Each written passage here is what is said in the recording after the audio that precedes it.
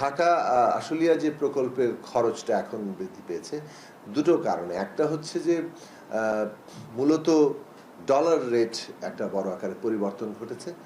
সেই dollar rate পরিবর্তনের কারণেই আবার কতগুলো ভ্যাট ট্যাক্স সহ বেশ কিছু পরিবর্তনের জায়গা আছে। আর 5টা ক্ষেত্রে এখানে নতুন একটা অঙ্গ সংযোজন হয়েছে। তো সেই অঙ্গ সংযোজনের ফলে খরচের একটা বৃদ্ধি আছে।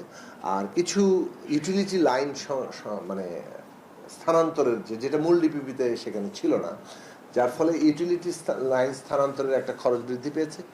আর 5টি নতুন অঙ্গ সংযোজনের খরচ বৃদ্ধি পেয়েছে। এই দুটোই আসলে মূলত খরচ বৃদ্ধি, বাকিটা মূলত ডলারের রেট সমন্বয় এবং তদনুযায়ী যে ভ্যাট ট্যাক্সের হিসেব সেটা যুক্ত করে।